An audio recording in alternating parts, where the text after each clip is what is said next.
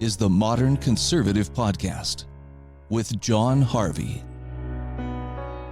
Good afternoon, ladies and gentlemen. My name is Jonathan Harvey, and I am the host of the Modern Conservative Podcast, coming to you live and in color. That's right, I am in color. It is not an illusion.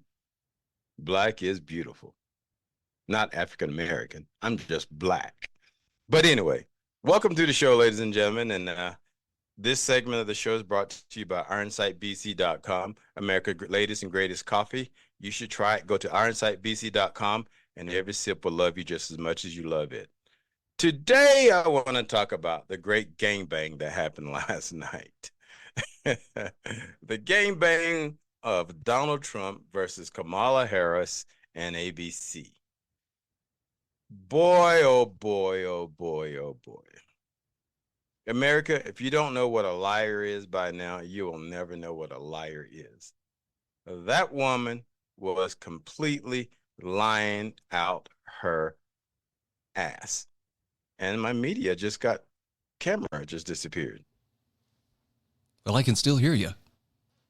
Oh, yeah. I don't know what happened, but the camera just disappeared. I guess I called her a liar, and they must be listening. Thanks, ABC. But anyway, thanks. That's right. Thanks, ABC. Brian, give me your take on, ladies and gentlemen, Brian Hyde, my producer, is on with me today. We're going to discuss what went on with the great election debate that we had the other night. Brian, give me your take on it. It was morbid curiosity. That's the only reason I watched it. I watched about an hour of it, and I mean there were some good moments. I think the finest moment for Trump was when he told Kamala, "I'm talking." Do you mind? Does that sound familiar? I thought, okay, that was a nice reversal, but it was really tiresome to see just how blatant the bias was on the part of the moderators, how they would fact check Trump on everything that came out of his mouth and then turn around and feed the question to Kamala. Given that Trump is the embodiment of Hitler personified, Ms. Harris, how evil is Donald Trump? What? She had the questions 4 or 5 days in advance, so she could be coached. And it's obvious that she was coached, because any previous debate she was in, she was an absolute moron to the highest level. And this time she seems to be able to articulate well through the debate as if, she's seen the answers before, the questions before. But here's the thing, though, Brian. Donald Trump should have done a better job. And the reason why I say that is because he should have known by now this was coming. And, he wanted to talk a little bit about the January 6th issue. Leave it alone. And I don't say leave it alone because we're scared of that topic. No, the fact is that horse has already, left the rodeo. But I think they did a bad job of coaching him in his response and some of his initiations, that they should have went after her record, because it's not like this woman is new on the scene. She's has 3 3/4 of a year of the Biden administration. Now she's trying to, disconnect herself from the Biden administration, but shit, you can't remove stink from shit. And it's all hers to wear. In my opinion, Trump got into trouble, and he was baited. He took the bait when she started going on about, well, his rallies, people just leave his rallies. It doesn't even get that many people to show up. And that was when his ego engaged, and that was about the time he started to sound more blustery, more defensive. It was more about, well, I am this good at this. But, those times before that where he was attacking her on her record, spot on. I mean, he took the smile off her face a couple of times. That smug look that she kept giving him went away a few times when he just nailed her with, but this is what you've been doing. But yeah, I have to ask you though, John, do you think anybody's mind changed? I can't think of a single person. Not a one. Yeah. Anyone that was voting for Trump is still voting for Trump. And we all could see what the ABC was doing, which is the moderators. Every time he would put out a fact on Kamala Harris, they would fact check it. 7 times was the total that I heard. They would fact check it to tamper down his facts and say it's false. They had that woman in the softest softball game that I've ever seen in my life. And it, like I said, it was a gangbang. And they didn't fact check her. It literally was a gangbang. She uttered some absolute falsehoods, like you pointed out, and was never fact checked on them. And then, as you noticed, they would feed her basically. So here's the angle you'll want to talk about this from, with the way they ask their question. And I mean, if you saw the headlines that followed, the word that went out, this is the buzzword, command. Oh, Kamala commanded that. She commanded the room. Why, she was in command. And that's the brainwashing right there. That was the word. Tell everybody she was commanding. And the liberals and the progressives think she had a fantastic moment. And here's the thing. Most of the people that watch the debate don't know shit about politics and her history. And that's what they're trying to camouflage at this debate, because they don't know her history. They're misinformed or disinformed or just unintelligent when it comes to politics and her history. Look, I was talking to somebody today about the races, they use race on the Democrat side. Look, all these people know is she's supposedly a black woman. She's supposedly the border czar, and she did a great job. She supposedly have never gone to Europe, which is a damn lie. She supposedly sat down with Zelensky 5 times trying to work out the war. And 3 days later, guess what they had? Was the war. So she's not effective at all. And as far as her talking about people leaving the Trump rally, check this out. If that was true, more people left the Trump rally than there have ever been to hers. So she needs to be quite quiet on some of this stuff. You have to wonder too if this isn't just kind of a mental softening up. Sorry, I'm going to sound really conspiratorial, for preparing for the steal of this election. If the press can convince everybody, oh, this has been neck and neck, it's been so close this whole time, right, and it was just a razor's edge, but she pulled it out. Wink, wink. I don't think it's close. As I understand it, Elon Musk conducted a poll, and granted, this is not a scientific Pew Research Center poll, but he had millions of responses, like 7 or 8 million people responded, and it was overwhelmingly like 70, 80% in favor of Trump. And I think, I want to say it was either Mark Cuban or Jeff Bezos. I can't remember. One of those two had conducted their own polls. Same kind of thing. Overwhelmingly, people were supporting Trump. And so what the media is doing and running with this, I don't put a lot of faith in. But boy, if you had any doubts about whether or not there was any bias, that should have been put to rest last night. Oh, that was so blatantly obvious. And, I went to the Tucker Carlson and live tour the other night. Oh, yeah. And Tucker said, he said, listen, ladies and gentlemen, no matter what they're telling you in the polls, the suppression polls that they give us, that is neck and neck and neck, he says, I'm telling you, and I have reliable resource, it's not even close right now. He says the Trump campaign and the Harris campaign, they do their own polling.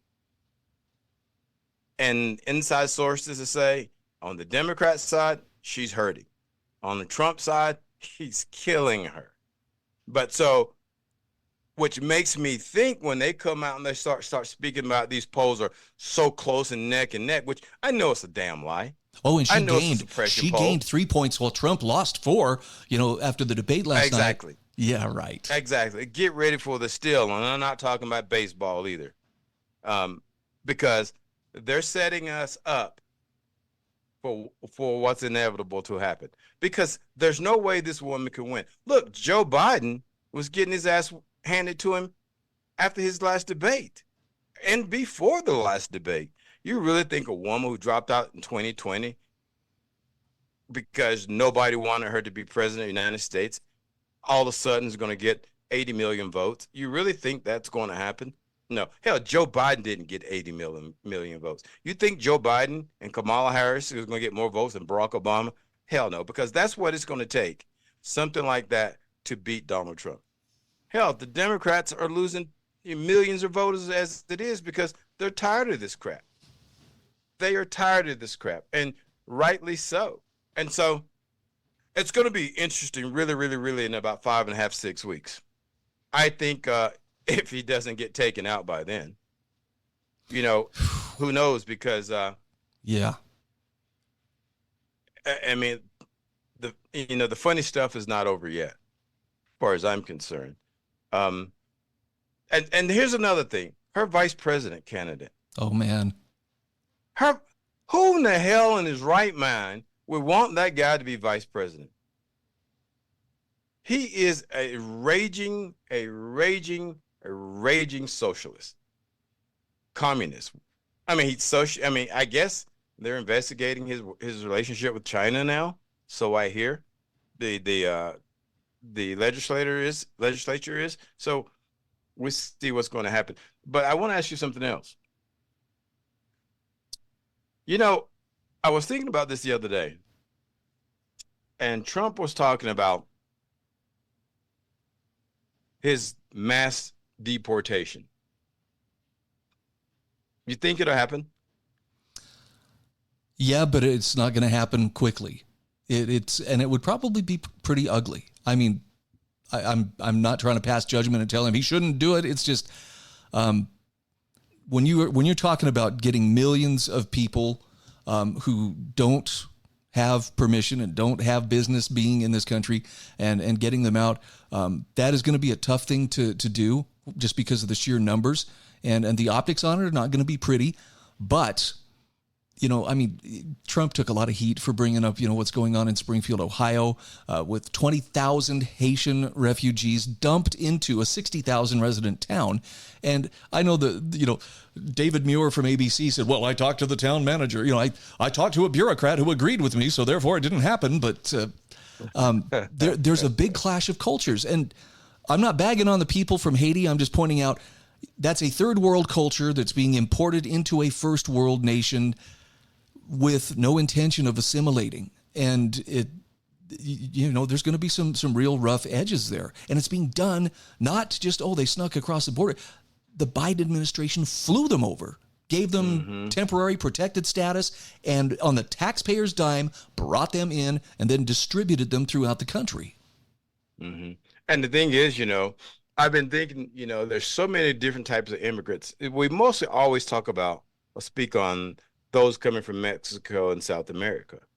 But we don't always talk about the Haitians, who are so-called refugees. We don't always talk about, those are coming out of countries that are not necessarily Hispanic in nature. And, even those that are coming from the Middle East, how do we determine who goes first? The ones that present themselves as being the most nefarious to the country? Because look, there are good people that come in this country illegally. Let's get that straight. There are good people. But my struggle is when you come into this country illegally, though you may be a good person, you still came into this country illegally. If you and I, as a citizen of this country, do something illegally, we go straight to jail. Yep. There's no time out for us. There's no breaks for us. We got to do the court system. So my thoughts have been,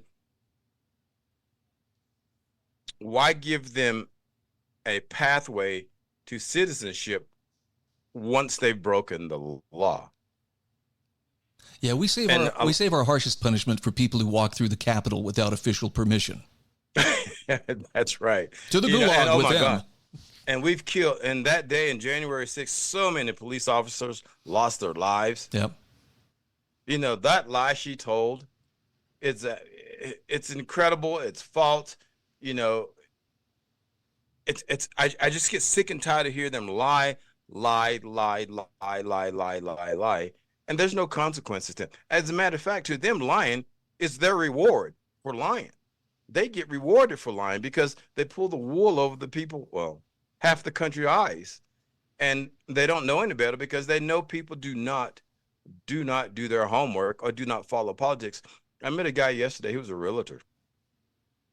He says, he graduated from BYU, and he said, John, I really don't do politics, but I do know what's going on. I said, if you don't do politics, politics will do you. I said, that is a fact. It will do you. When you go pay for gas, politics. With bread and food, the economy, politics. Bad politics. And politics that does not boast well for the citizens of this country. But, he says, yeah, but is it necessary that we all have to deal in politics? Well, you're supposed to vote, and that is your that's your job as a citizen of this country, because the government is not responsible for your freedoms. You are. So I got a question for you, John. There's no way I was going to watch that debate last night with the idea that if the person who does the best, wows me, I'm going to vote for them. I just wanted to see how big of a train wreck it might possibly be. And yeah, I was hoping that Kamala would fall apart like a soup sandwich. I really was. Right. I didn't get my wish, but I wonder how many other people who were watching that debate, again, were doing it just out of the morbid curiosity of, let's see how ugly this gets. Last time, we watched Joe Biden basically short circuit and have to be retired after his appearance on the debate stage. Maybe the same thing will happen. I guess I'm feeling somewhat optimistic that I bet you a majority of the people watching that debate, and it could be on both sides, are actually somewhat politically savvy. I can't imagine anybody who tuned in there legitimately on the fence and going, well, I don't know. I'm so open-minded. How could I tell who's going to do better? So here's an observation that I had. In 2016, when Trump became president, the kids that were 9 years old, at the time, are the people that will be voting now, who don't understand what's going on in the country. Think about that. These are the kids that are voting just to become an adult, who have no clue, and they've lived through the New Green Deal theory. They're living through, racism is bad in this country, and it's rampant in this country. Systemic racism exists in this country. So, and I'm thinking, these are the people that they're going after. Those who don't know any better, those that just turned 18 and voting for the very first time, those that were young when Trump came down the escalator, that's who they're voting for. Trying to get their attention, their votes. Those youngsters who think they're political savvy, but they're actually politically ignorant.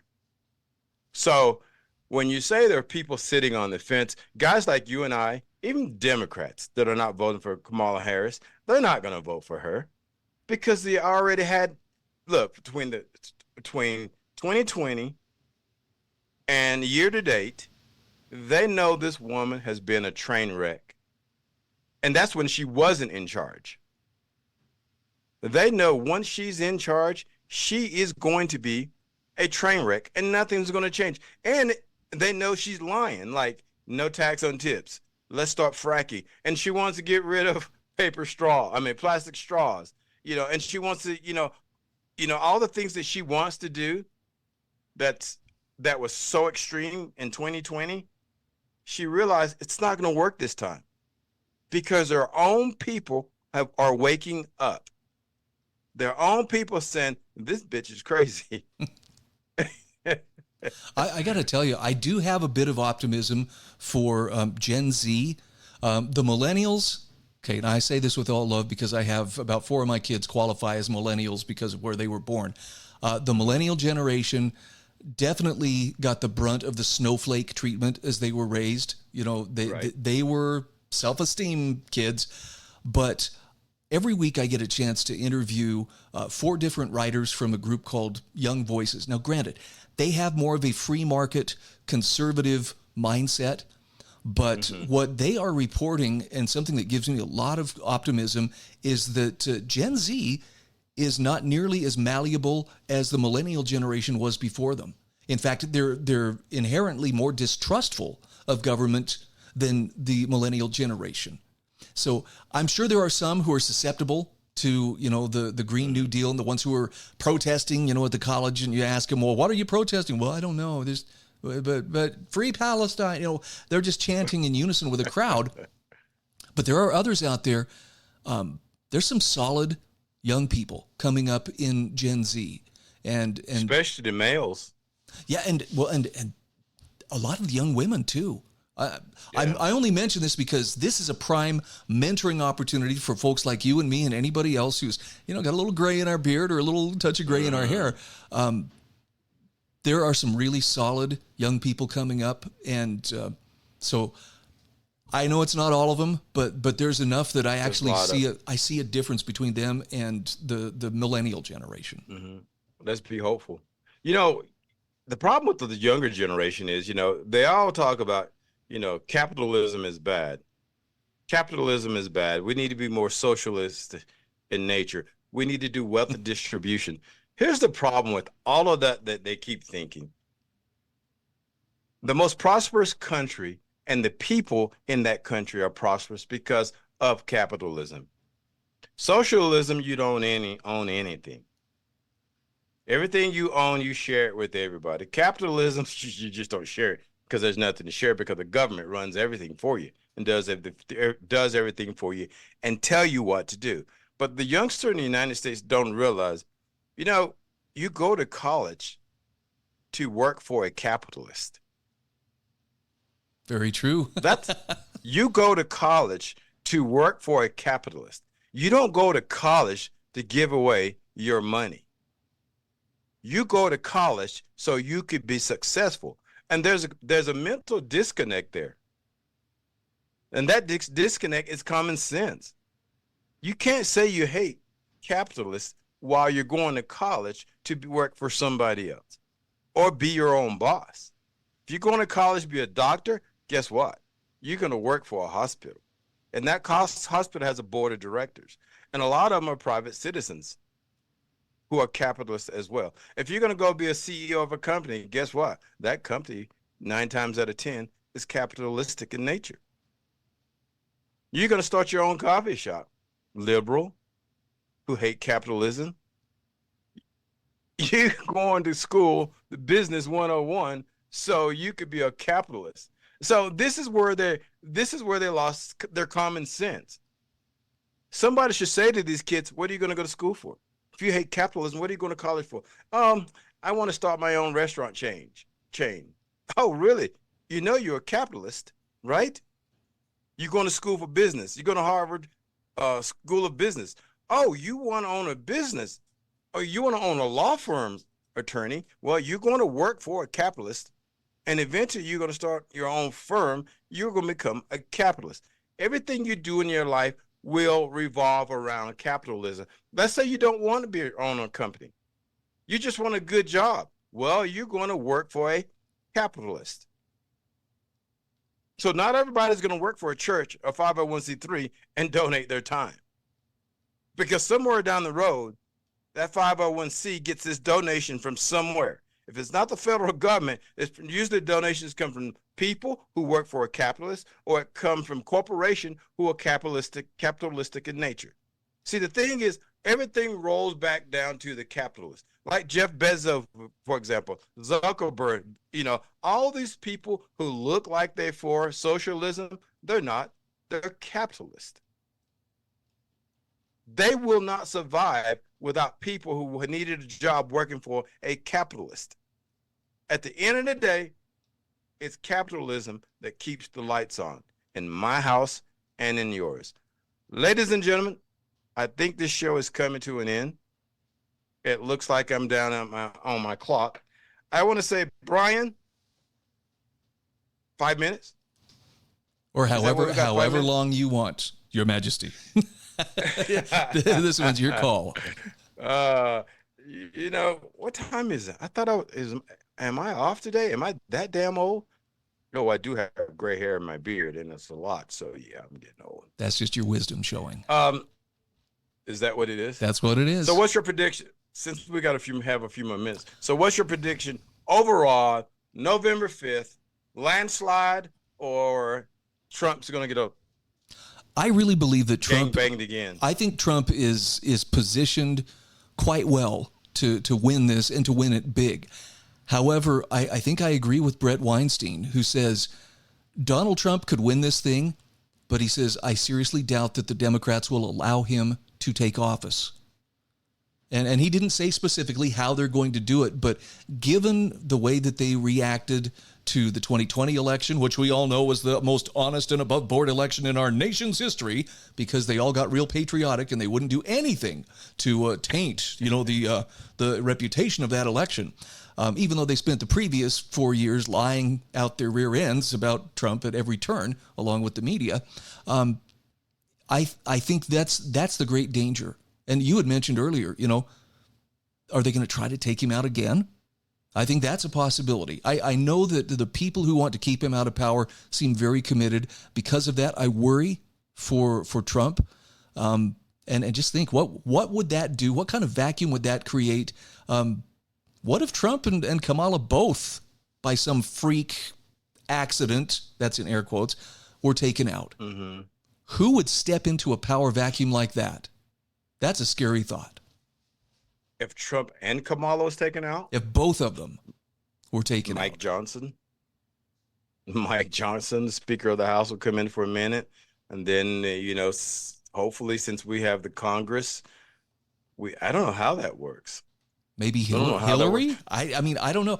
I'm not wishing for this. Not Hillary. I'm just kind of guessing aloud how desperate the people are who want to stay in power and who want to avoid accountability. And that's something Trump has promised. And, more power to him. I think they need to be held accountable too, as in they need to be taken to trial. They need to be put in prison if they're convicted. But they don't want to face that. He said, the moment he's elected the president of the United States, a lot of things that's happening will not be happening any longer, such as the war in Ukraine. Yep. He would stop that from the moment he is officially elected. I don't know. I don't know.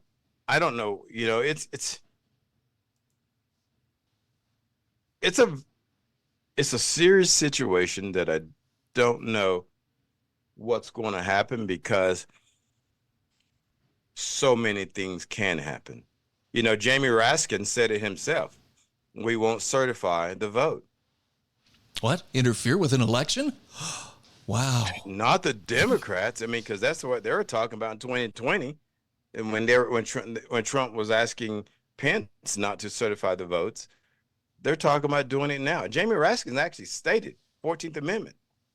We don't have to certify the votes, and that's initiated by the vice president, which is, guess who? Who the same person is running for president. Now, that should be unconstitutional. How is it at some point in time, if you're running for the president of the United States, at some point you need to step down, especially when it comes to certifying the votes. That's another possibility. Joe Biden gets 25th Amendmented, and Kamala becomes our first black woman president. Even if it's just for a month. She just become the first woman president. Yeah, okay. Well, yeah, she'll just become the first female president, because she's got a bunch of Negro in her as you do. And you're straight Viking. I hear the ice cracking under our feet. It feels dangerous. And I mean that whether Trump wins or whether, Kamala pulls off a win, it feels like we're standing on some pretty dangerous territory right now. And I don't know how it goes. I'm glad to be where I am, but this is going to be a wild one. Yeah, I'm going to have to move to Idaho myself. Well, ladies and gentlemen, it's official now. We have come to the end of our show. Me, the host, lost time, having a good time. I didn't look at my ticker, but it is official now. So I want to thank you guys for joining us once again. Brian Hyde at Hiding in Plain Sight. Brian, you tell them where to find you. Hide in Plain Sight. If you Google it, you'll find me. Is that on all podcasts? I know it's on Spotify and it's on Substack, but if that's Hyde with a Y, HYDE, Hide in Plain Sight. That's where you'll find me. And ladies and gentlemen, my name is Jonathan Harvey. As always, I enjoy having you on my show and entertaining you in our chats. So look us up. Tomorrow we'll be podcasting again tomorrow. Right, Brian? Righto. So we'll be back tomorrow, less than 24 hours. You guys have a great night, great evening, great morning, Until tomorrow, love you all. This is the Modern Conservative Podcast with John Harvey.